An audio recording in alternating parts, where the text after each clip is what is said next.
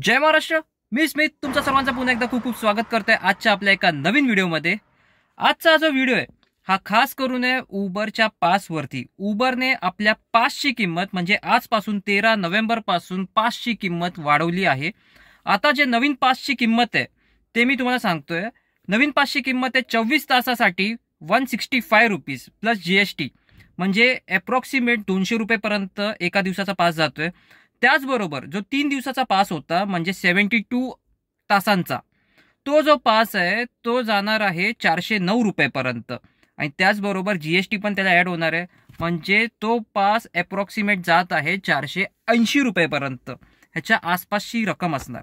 आता उबरने पासची किंमत का वाढवली हा प्रश्न तुमच्या मनात आला असेल. का वाढवली? उबरने आपल्या पासची किंमत ह्यासाठी वाढवली आहे कारण कंपनीला फक्त आणि फक्त फायदा होतोय सबस्क्रिप्शन पासमध्ये. जर तुम्ही त्यांचा पास घेतला तरच फायदा होणार आहे, कारण कमिशन कंपनी काय बोलते की आपण कमिशन नाही घेते, तर 0 कमिशन आहे. म्हणून त्यांना कुठे ना कुठे असं वाटलं असेल की 160 रुपये प्रत्येक गाडी मागे आपल्याला नाही परवडत आहे, म्हणून एक काम करूया, आपण 160चं आपण थोडंसं पासची किंमत वाढवूया आणि किंमत करूया 200 पर्यंत. आता तुम्ही हा विचार करा, कंपनीने हा पास कधी लॉन्च केला होता. कंपनीने मुंबईमध्ये हा पास लॉन्च केला होता सप्टेंबरच्या एंडिंगमध्ये कंपनीने हा पास लॉन्च केला आहे. आणि एका महिन्यातच त्यांनी आपल्या पासची किंमत वाढवली आहे. का वाढवली आहे? कारण त्यांना परवडत नाही. पण हेच जेव्हा ड्रायव्हर लोक किंवा ओनर लोक आपल्या गाड्या उबरमध्ये चालवत होते आणि त्यांना तो रेट परवडत नव्हता, तर रेट किती टायमानंतर वाढलाय हा विचार करा. 160 रुपयाचा पास आज 200 रुपयेपर्यंत गेला, म्हणजे 25% उबरने रेट वाढवलाय आपल्या स्वतःसाठी. पण हा जो कस्टमरसाठी जो तो रेट घेतोय त्याच्यामध्ये काय फरक झालाय का? नाही झालाय. का? तर आपल्याला त्याच्यातच काम करायचंय. एक कहावत आहे, तुम्ही ऐकलं असेल की घोडे को उतना ही घास दो जितने घास की उसको जरूरत है. आणि तो आहे ना, तो त्याला तर म्हणजे बोलतात ना सगळं काय पाहिजे खायला, तसं आलंय उबरचं.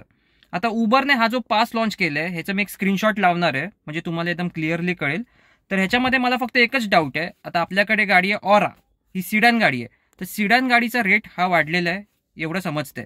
पण जर तुमच्याकडे वॅगनार गाडी असेल तर वॅगनारच्या मागे सबस्क्रिप्शन किती आहे आणि अर्टिगाच्या मागे सबस्क्रिप्शन किती आहे हे प्लीज तुम्ही कमेंट करा. कारण हा असं मला वाटते की हा सिडॅनचा रेट असू शकतो. आता इन फ्युचर जर तुम्हाला असं वाटत असेल की हा जो पास आहे ह्याची किंमत तेवढीच राहणार आहे का की चेंज होणार आहे, कारण ह्याचवरती माझं एक डिस्कशन झालं होतं याच टॉपिकवरती खास करून. तर मी माझ्या एका मित्राला सांगितलं होतं की पासची किंमत ही फ्युचरमध्ये वाढणार, आणि तसंच झालं. पासची किंमत फ्युचरमध्ये वाढली. पण मला एवढं नाही माहिती होतं की इतक्या लवकर वाढणार आहे. म्हणजे बोलतात ना, आपली लायकी लवकरात लवकर दाखवली गेली आहे. कोणी? उबेरने. आता ही जी पासची किंमत आहे ही फ्युचरमध्ये काय होणार, फ्युचरमध्ये अजून वाढेल का? तर तुम्हाला क्लिअरली सांगतोय, 200 रुपयाचा पास 200चा उद्या 250 किंवा 300 केलं तर कोणीही पास घेणार नाही. परत ते चाव सगळं चालू होणार. आता फ्युचरमध्ये पासची किंमत वाढणार नाही, ती तेवढीच राहणार. पण ह्याच्यामध्ये अजून स्कीम येणार. कसे येणार ते मी तुम्हाला सांगतो. आत्तापर्यंत फक्त 2च ऑप्शन आहे, 1 दिवसाचा पास आणि 3 दिवसाचा पास.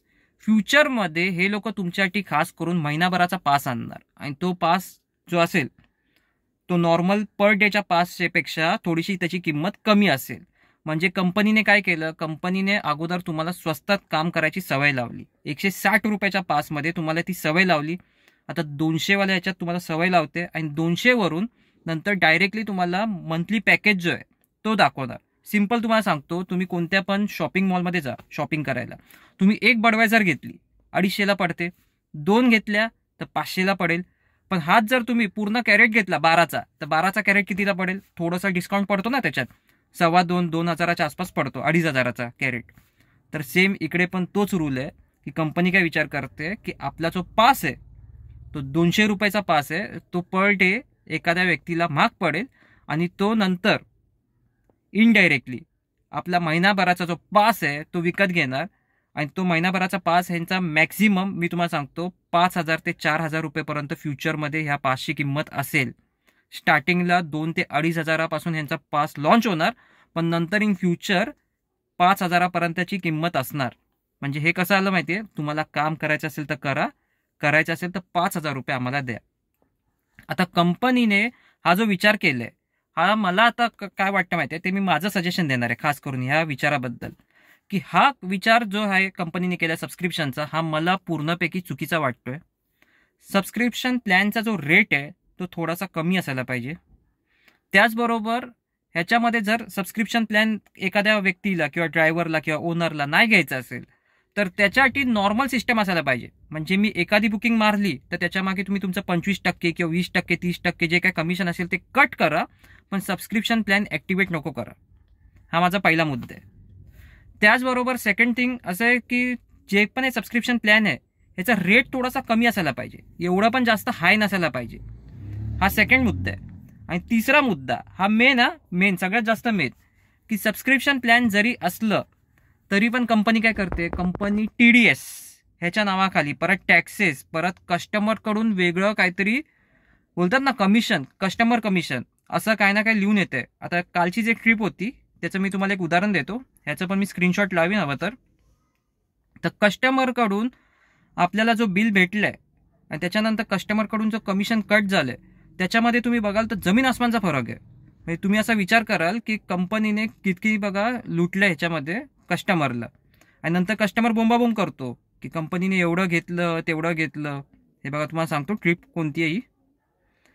या ट्रिपमध्ये मी पिकअप केलं होतं कस्टमरला, 1 मिनटं थांबा जरा, हे सगळे कालचे ट्रिप वगैरे ओपन झालेत, जस्ट 1 मिनटं द्या. भेटली ट्रिप ही बघा 359. किती आहे बिल? 359. स्क्रीनशॉट लावीन. कस्टमरकडून कलेक्ट किती केले आहे? 444, 444 रुपये. ट्रिप होती उबर गोमध्ये, म्हणजे तेच ते गो सिडॅन नावाचा काही ऑप्शनच नाही आहे, ते ॲक्च्युअलमध्ये गोच आहे. ह्या गो सिडॅनमध्ये म्हणजे गरिबांच्या सिडॅनमध्ये जी बुकिंग आपल्याला आली होती कस्टमरकडून त्याच्यात बिल बनलं आहे 359 रुपीज माझा, आणि त्याचबरोबर कस्टमरकडून घेतलं आहे 444 रुपये. आता ह्याच्यात तुम्हाला एक ऑप्शन दाखवतो मी, net Uber commission amount we receive from riders to serve our user and grow our business. कोणाचा बिझनेस? आवर म्हणजे त्यांचा बिझनेस. त्याच्यासाठी 56 रुपये घेतलेले आहेत. ह्याचा स्क्रीनशॉट मी लावीन म्हणजे तुम्हाला क्लिअरली कळेल की कसं उबर चोरी करतं. तर हा जो तिसरा मुद्दा आहे ना त्याच्यामध्ये मी क्लिअर सांगतोय की रॅपिडो जसं TDS वगैरे काहीही घेत नाही, जी अमाऊंट आहे ती ॲज इट इज पूर्णचं पूर्ण अमाऊंट देते आपल्याला. किंवा ओलामध्ये पण एक चांगलं आहे की 500 रुपयाचं जर एखाद्या पॉक्युमॉनचं बिल बनलं आहे तर आपल्याला मॅक्झिमम 497 498 पर्यंत भेटतं. म्हणजे 2 ते 3 रुपये मॅक्झिमम कापले तर कापले, 5 रुपये त्याच्यावर तो कापत नाही. एवढी अमाऊंट कापली तरी समजू शकतो.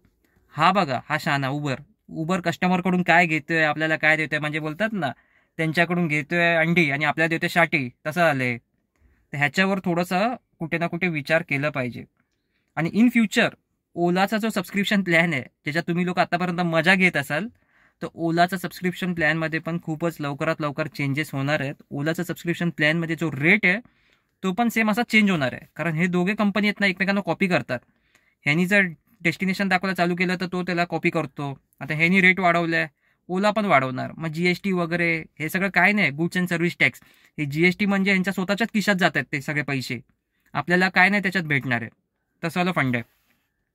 फक्त एवढंच सांगणार आहे बाबा की कंपनी पुढे आपली मनमानी कुठे ना कुठे चालू ठेवणार आहे. सरकार टॅक्सी ही लवकरात लवकर येईल तर ह्यांचं लवकरात लवकर काहीतरी बोलतात ना सोल्युशन निघू शकतो. म्हणजे हे लोक आपला रेट वगैरे जो आहे तो पण वाढवतील वगैरे. त्याचबरोबर हे जे सबस्क्रिप्शन प्लॅन्स वगैरे ह्याच्यामध्ये पण थोडेफार चेंजेस होतील. आणि तुमच्याकडे वॅगनार असेल म्हणजे मिनी गाडी किंवा अर्टिगा गाडी असेल म्हणजे SUV, तर त्या गाडींचा जो काही रेट असेल सबस्क्रिप्शन प्लॅनचा तो प्लीज उबरचा, खास करून उबरचा तुम्ही कमेंट सेक्शनमध्ये कमेंट नक्की करा. कारण मला असं कुठेतरी वाटतंय की हा फक्त रेट चेंज झाला आहे तो सिडानसाठी झाला आहे. तर आपल्या कॉन्टॅक्टमध्ये काही आहेत ज्यांच्याकडे हॅचबॅक गाड्या आहेत, पण काही जणांना मेसेजेस आले आहेत, काही जणांना मेसेजेस आलेले नाही आहेत, म्हणून थोडासा गोंधळ आहे. कमेंट करा नक्की. आणि त्याचबरोबर जर एखाद्याचा कोण ओळखीचा असेल ड्रायव्हर वॉन्टेडवाला तर त्यांना नक्की प्लॅन विचारा की त्यांच्या ह्याच्यामध्ये काय प्लॅन चालू आहे, म्हणजे आपल्याला समजेल की आपल्याला कंपनी लुटते की ड्रायव्हर वॉन्टेड त्यांना पण लुटते. सो आजचा व्हिडिओ कसा वाटला हे कमेंट करून नक्की सांगा. So this is Smith signing off from my channel Smith and you. So bye, take care, keep smiling, be happy, drive safe and be safe. जय हिंद, जय महाराष्ट्र, जय शिवराय आणि जय मनसे.